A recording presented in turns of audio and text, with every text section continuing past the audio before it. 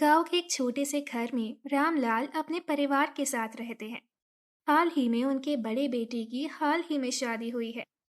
बहू पुष्पा बेहद सुघड़, समझदार और संस्कारी है। घर के कामों में निपुण, खुश मिजाज और अपने स्वभाव में बहुत सीधी साधी। बस एक बात अजीब है कि वो हर बात नाक से बोलती है। पुष्पा के अनोखे बोलने के अंदाज ने पूरे गांव में सनसनी फैला दी थी। हर कोई यही कहता, अरे वो रामलाल की बहू बड़ी प्यारी है। लेकिन बात करती है तो लगता है जैसे जुकाम हो गया हो। धीरे धीरे उसका नाम पड़ गया नाक वाली बहू। गांव में लोग उसे मजाक से नाक वाली बहू कहने लगे थे। गांव की चाची जी आ रही हैं बड़ी उत्सुकता से। रामलाल भैया, अब बहू है क्या घर में? एक बार दिखा दो, सुना है बड़ी अनोखी है। हाँ चाची, है तो अंदर बैठी है, बुलाती हूँ। पुष्पा बाहर आती है, हाथ जोड़कर नमस्कार करती है। कैसी हो पुष्पा बहू? अम्मा ठीक हूँ चाची, आप कैसी हैं? चाची हंसी रोक नहीं पाती। अरे रामलाल, लगता है बहू ने तो पक्का नाक में रीडिंग मशीन फिट करवा ली है। ऐसे नाक से बोलता देख हर कोई हंसी से लोटपोट हो जाता। ये देख रामलाल और उसकी पत्नी प्रेमलता बहुत परेशान रहने लगे। सुबह का समय था। आंगन में हल्की धूप बिखरी हुई थी। पक्षियों की चहचहाहट और रसोई से उठती अदरक वाली चाय की महक पूरे घर में तैर रही थी। रसोई में पुष्पा बहू काम में लगी थी। बालों में जूड़ा, माथे पर छोटी सी बिंदी, हाथों में चूड़ियों की खनक और चेहरे पर हमेशा की तरह मीठी मुस्कान। तभी दरवाजे से शकुंतला चाची की एंट्री होती है। रामलाल भैया, नई बहू को रोज रोज देखने का मन करता है। आज सोचा उसी के हाथों का चाय पियाऊं, साथ में गपशप भी हो जाएगी। उनकी आंखों में शरारत थी और चेहरे पर हंसी ऐसी जैसे कोई मजेदार तमाशा देखने आई हो। रामलाल को सब पता था कि शकुंतला चाची बहू का मजाक बनाने आई हैं, इसीलिए वो कुछ नहीं बोलते। लेकिन माहौल को संभालते हुए प्रेमलता जवाब देती है। आइए ना, आप ही का घर है। कितने सही समय पर आई। बहू तो चाय ही बना रही है। इतने में पुष्पा ट्रे लेकर बाहर आती है। नमस्ते चाची जी, ये लीजिए चाय। बेटिया, तबीयत तो ठीक है ना? नाक बंद लग रही है तुम्हारी। नहीं चाची जी, मैं ठीक हूँ। मेरी आवाज ही ऐसी है बचपन से। अच्छा। कल तो मुझे लगा था कि तुझे सर्दी जुकाम हो गया है। मुझे तो पता ही नहीं था कि रामलाल की बहू नाक से बोलती है। ये सुनते ही रामलाल का चेहरा उदास हो जाता है। ये तो रोज का तमाशा बन गया है। अगर ऐसे ही चलता रहा तो घर की इज्जत मिट्टी में मिल जाएगी। कुछ ही समय में पूरे गांव में पुष्पा की नाक से बोलने की चर्चा आग की तरह फैल गई। हर गली, हर नुक्कड़ पर लोग उसी का मजाक उड़ाने लगे। अरे सुना तुमने? रामलाल की बहू आज किराने की दुकान पर गई थी। दुकानदार से नमक मांगा तो उसने कहा, अब थोड़ा सा नमक दे दीजिए। अब भैया, और नमक मांगने में इतना ड्रामा, और लगता है अदाकारी में सोनाक्षी सिन्हा को टक्कर दे देगी। मैं तो कहता हूँ टीवी वालों को बुलाओ, इंडियाज गॉट नाक टैलेंट में भेजो इसे। सब जोर से हंस पड़ते हैं। रामलाल तो इतने शर्मिंदा थे कि घर से बाहर निकलना ही छोड़ दिया। डर था कि कहीं कोई उसकी बहू को लेकर ताने ना मार दे। अब तो कोई भी पूछेगा नहीं, सब बस बहू का मजाक उड़ाते हैं। कहाँ लाकर फंस गया मैं। तभी प्रेमलता चाय का कप लेकर आती है और धीरे से पास बैठती है। लो, चाय पी लो, सुबह से यूं ही बैठे हो। नहीं चाहिए चाय वाय, सब लोग हंस रहे हैं हमारे ऊपर। अब बहू को तमाशा बना दिया उन्होंने। इतनी छोटी बात पर परेशान क्यों होते हो? लोग तो कुछ ना कुछ कहते ही हैं।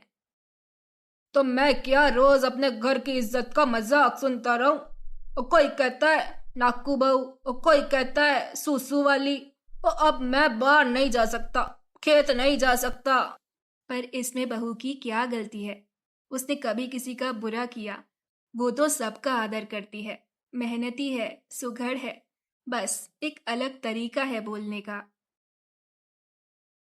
मैं ये सब जानता हूँ, पर लोग लोग बहुत बेरहम होते हैं। प्रेमलता बार बार समझाती कि इतनी छोटी छोटी बातों पर ध्यान मत दो। लोग तो वैसे भी कुछ ना कुछ कहते ही हैं। अपना काम देखो। लेकिन रामलाल को जैसे कुछ सुनाई ही नहीं दे रहा हो। वो अक्सर झुंझलाते हुए कहता। जब लड़की देखने गए थे, तब मुझे भी लगा था कि इसे सर्दी जुकाम है। सोच रहा था 2 दिन में ठीक हो जाएगा, और मुझे क्या पता था कि यह हमेशा ही नाक से बोलती है। मेरी सारी इज्जत मिट्टी में मिला दी इसने। अभी वो इसी चिंता में बैठे कि तभी घर के बाहर एक साधु बाबा की आवाज आई। रामलाल, तुम्हारी समस्या का समाधान मेरे पास है। सिर्फ एक मैं ही हूँ जो तेरी बहू की आवाज को ठीक कर सकता हूँ। ये सुनकर रामलाल और प्रेमलता जल्दी से बाहर गए। क्या आप आप सच में हमारी बहू की आवाज ठीक कर सकते हैं? हाँ हाँ, मैं हर रोग का इलाज कर सकता हूँ। रामलाल और उनकी पत्नी खुश होते हाथ जोड़कर साधु बाबा से कहते हैं। बाबा, और जितनी जल्दी हो सके हमारी बहू को ठीक कर दो। साधु बाबा मुस्कुराते हुए पुष्पा के पास आते हैं और उसकी तरफ एक गहरी नजर से देखते हैं। पुष्पा बेटी, तुम घबराओ मत। मैं तुम्हारी समस्या का इलाज लेकर आया हूँ। धन्यवाद बाबा जी। मुझे विश्वास है कि आप सब सही कर देंगे। साधु बाबा अपनी कमर से मोर पंख निकालते हैं और कुछ मंत्र पढ़ते हुए उस पंख को पुष्पा के सर पर मारने लगते हैं। अब इसकी आवाज बिल्कुल ठीक हो गई है। जा रामलाल, 10,000 रुपए दक्षिणा ला। 10,000 सुन के रामलाल और प्रेमलता दोनों हैरान रह गए। लेकिन जब इलाज कराया है तो देना ही पड़ेगा। जा पुष्पा, अलमारी में 10,000 रुपए रखे हैं, ले आ। अभी लाई माँ जी। सभी लोग जो बाहर खड़े थे बहू को फिर से नाक से बोलते हुए सुन हैरान रह जाते हैं। ये क्या मजाक है? बहू तो अब भी नाक से बोल रही है। ये क्या इलाज किया गुरुजी? साधु बाबा, तुमने कुछ नहीं किया। ढोंगी हो ढोंगी। आपने क्या किया? हमारी बहू तो जैसे थी वैसी की वैसी है। बाबा जी की गलती नहीं है। तुम्हारी बहू का इलाज तो हो चुका है। अब कुछ नहीं किया जा सकता। अब भागो यहाँ से, और तुमसे कुछ नहीं हो सकता। हमारे साथ छल करने आया था। अब साधु बाबा को लगने लगा था कि यहाँ रुका तो मामला और गड़बड़ हो सकता है। इसीलिए वो बिना कुछ कहे तेजी से गांव से बाहर निकल गए। शाम को रामलाल उदास बैठा था। तभी उसका दोस्त मोहन आता है। क्या बात है रामलाल, बड़ा उदास लग रहा है। कोई समस्या है क्या? ये सुनते ही रामलाल अपनी सारी परेशानी बता देता है। जिसके बाद मोहन कहता है। बस इतनी सी बात। इसका एक बहुत कारगर इलाज है। बस बहू को खूब हंसा। जैसे ही वो जोर जोर से हंसने लगेगी, उसका नाक खुद ब खुद खुल जाएगा। उसके बाद उसकी आवाज भी ठीक हो जाएगी। इस अजीब से उपाय को सुनकर रामलाल खूब खुश हुआ और घर जाते ही अपने छोटे बेटे पंकज और बेटी मीना से कहा। तुम दोनों को मैं एक काम देता हूँ।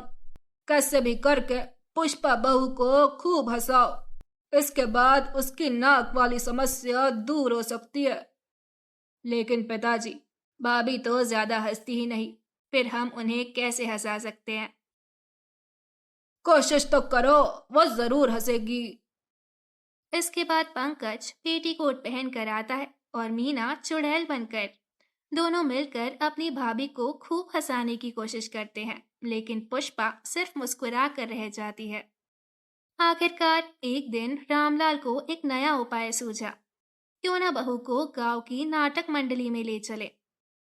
चल पुष्पा, आज तुझे एक बढ़िया नाटक दिखाऊंगा। हंस हंस के पेट दुख जाएगा तेरा।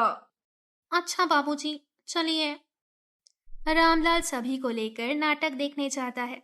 कुछ देर बाद पूरी मंडली हंसी के ठहाकों से गूंज उठती है। इतने में पुष्पा हंसते हंसते नाक से बोलती है, क्या मजेदार है। पास बैठे लोग जब पुष्पा को नाक से हंसते देखते हैं तो सब हैरान रह जाते हैं। धीरे धीरे पूरी भीड़ का ध्यान नाटक से हटकर पुष्पा की ओर चला जाता है। अरे, और देखो देखो, रामलाल की बहू कैसे हंस रही है, नाक से फू फू करके। नाटक से ज्यादा मजेदार तो इसकी हंसी है भाई। हे राम, यहाँ भी हमारी इज्जत का बुरकस उड़ गया। उधर पुष्पा हंसते हंसते रुकती है तो देखती है कि सबकी नजर उसी पर है। ये देख वो सकपका जाती है। तभी प्रेमलता कहती है, बस, बहुत हो गया। बहुत तमाशा बना दिया इस लड़की ने। चल, घर चल अब। अम्मा जी, मैं तो बस हंस रही थी। हंसी भी कोई नाक से करता है क्या? लोग तुझ पे नहीं, हम सब पर हंस रहे हैं। पुष्पा चुपचाप घर चली आती है और बिना कुछ कहे रोते हुए अपने कमरे में चली जाती है। शाम के समय पुष्पा चुपचाप आंगन के कोने में बैठी थी। तभी मीना और पंकज आते हैं। पंकज मासूमियत से पूछता है, भाभी, आप तो बहुत समझदार हो, पर एक बात बताओ, आप नाक से क्यों बोलती हो? पुष्पा थोड़ी सकुचाई, नजरें झुका ली, फिर धीमे से बोली, असल में स्कूल में सब मेरी आवाज का मजाक उड़ाते थे। सब कहते थे कि तेरी तो मर्दाना आवाज है। इसके बाद धीरे धीरे मैंने अपनी आवाज बदल कर बोलना शुरू कर दिया। उसके बाद पता ही नहीं चला कि मैं कब नाक से बोलने लगी, और अब ऐसे ही आदत बन गई है। कुछ भी करो, छूटती ही नहीं। पुष्पा की बातें थोड़ी दूर खड़े रामलाल और प्रेमलता भी सुन रहे थे, जिसे सुन के पहली बार उन्हें अपनी बहू पर अफसोस आया। प्रेमलता आगे बढ़ी और पुष्पा को प्यार से गले लगाया। बहू, तू जैसी है वैसी ही अच्छी है। तुम्हारे जैसी गुणवान बहू तो सौभाग्य से मिलती है। हाँ, प्रेमलता सही कह रही है। हमने तुम्हारी खूबियां नहीं देखी, बल्कि खामियों को बदलने में लगे रहे। और इस दौरान हमने ना जाने कितनी बार तेरा दिल दुखाया। हमें माफ कर दे। अरे नहीं बाबूजी, क्या कह रहे हैं? मैंने कभी आपकी बातों का बुरा नहीं माना। इसके बाद सब मुस्कुरा देते हैं और धीरे धीरे घर में सुकून लौट आता है।